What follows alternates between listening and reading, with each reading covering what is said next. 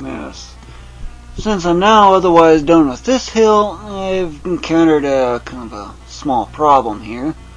I need space for another one of these frontal type hills here. So, you remember how I was sticking everything to the minimum, right? Well, this is where I need to now address that.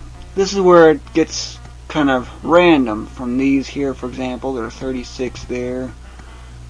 And over here it's only 30. Yep, that's where this part of the process comes from. And this one's really high up. 47, whoa. So what's the maximum? Well, in that case I usually use half as the maximum, which also happens to be the minimum allowed height as well. Yeah, the height. So in other words, nothing of these hills can go shorter than this. Usually I prefer 2/3 to be the base maximum height, though it kind of depends on how they change in height. However, in order for this part to work, I need to, well, move a lot of things. Now this part here cannot be touching this. Okay? But it can move all the way to 1 pixel before that, at the very closest. But it's also bidirectional. This cannot match up to here, if it were to be extended that far. I have to take that into consideration. So, what do I do to move these things so I can get the space so I can get another frontal and then another rear? Well, there's actually 2 things I can do. Shorten some of these, for example, that's one method. But I'll show you the moving method. Now, so which one of these 2 do I move? This one is going to get moved. And since this one's behind it, what do you suppose happens? But this disappears.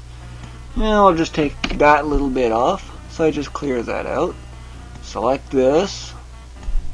Here's another case where the 2.2 version towers over the 2.4 version for the effectiveness or use. Nice usability anyway. User interface, that's what it is. I'm trying to think here. And this might look a little on the long side here, but let's just extend that, since that's about the kind of slope it might be. Okay, looks good, so that's good to go. A little on the close side, but it's still acceptable. Of course, it could just suddenly start diving downward too, so there is some room for error in that case. And I do the same thing over here. Let's see, that one's already really short to begin with. So I'll just do another delete over here. Let's see, I'll just take out 8 in this case.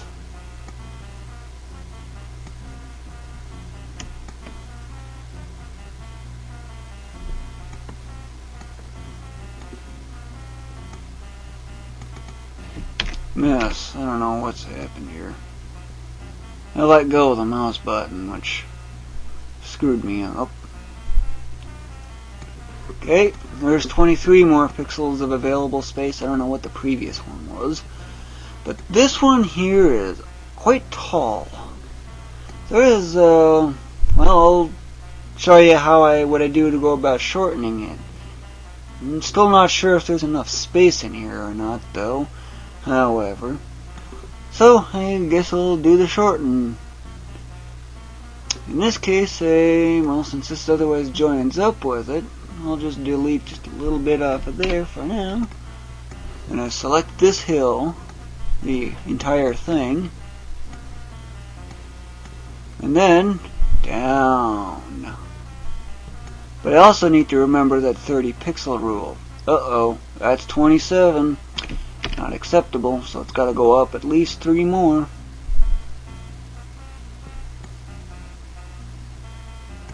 Okay. 30. That is the minimum right there. That's just the minimum, but that's how I go about shortening a hill. Of course, this is now going to be off too, of course. It's got excessive. Remember? This is 90 pixels right there. And look what extra I got. Okay, so in that case, well, over there it really doesn't matter because that's going to end up getting deleted to begin with. Let's see. I'm going to delete quite a bit out of this one, because I really need to get a lot more space than it appears. But at least you have an idea on what I do to go about shortening the hills, as needed anyway. This is just your standard move.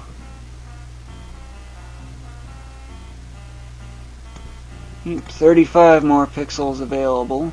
Yeah, I think that should be enough, considering the frontals are shorter. There's only one way to find out, though. Make the hill. Of course, there's one small problem, though. I need to correct this. That's 90, so this has got to go. Of course, I could have started from the bottom, but it doesn't matter. As long as it's still 30, either way, it doesn't matter. Or 1/4 the height, if you will. This one I want to be kind of smooth. Since this is a funnel, it needs to cover that portion of the image.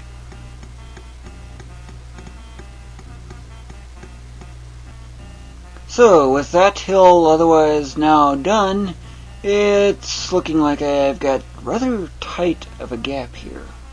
Now if you compare this to other ones, like this over to there, and this, plus all that over there, this gap is way short. But remember, this is based on that 30.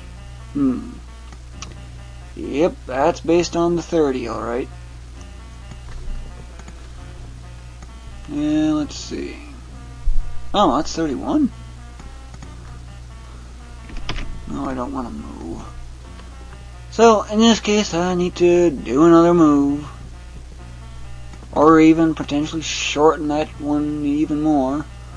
Probably not really much of a necessity, but this one here is actually about the shortest limit. Or at least it's near that limit. This one really almost can't go over too much further. It's already up there pretty high to begin with. I do want it to be random at least, or at least somewhat random.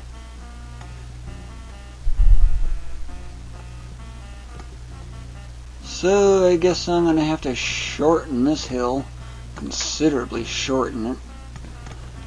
One thing I do tend to do, especially when I got hills on both sides,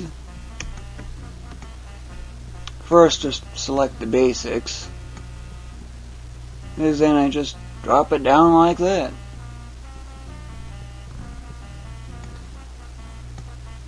Of course, I don't want it to be too short, especially for these frontal ones. Yeah, that is a bit on the short side, so I guess I'll just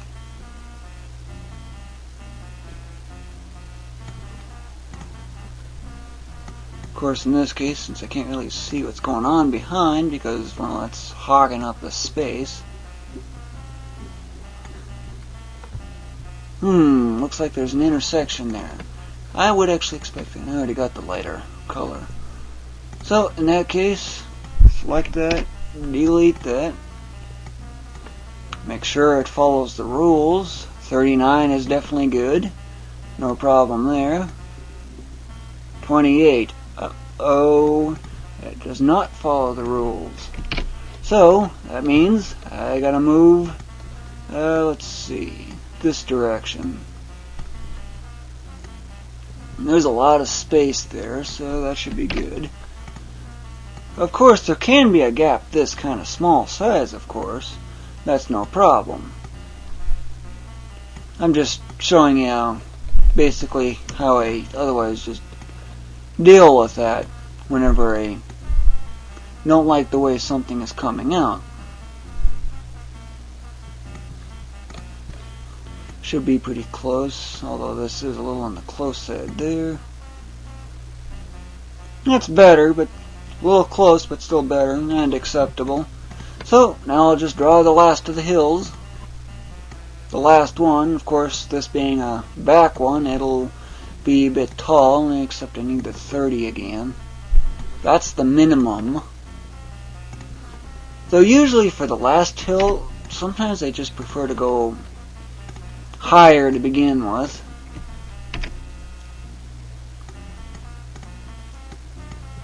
Kind of like that, for example. There's a gap here that's transparent, so it has to start from there, and in this case it's 35, which is well within my limits. No problem. So, this one's going to be medium thickness, or medium steepness, I should say. Yes. I'll continue on until this one's done. Well, it looks like this is awfully close to the top of the slope there, or the really high up. Let's see, what is that? 49? Wow.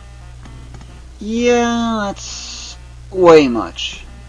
So in that case, I'm gonna delete some off of here. Just a little bit here on that side. This is where I need to have these on both sides meeting all the necessary rules. And by the way, I've actually had these rules set for like 3 years, 4 years by now. It's been so long since I've had this very system I've set for these hills the way it is. Why didn't that one go through?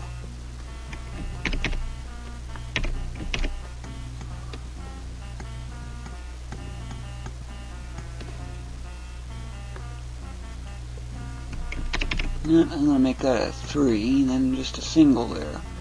Still a little high though in a way. 45. Well, that's what happens when these are so close together like that. 40. I guess it's reasonable enough. So I guess that's off to doing this part of the process. Bucket fill can get into that, so there's no problem there.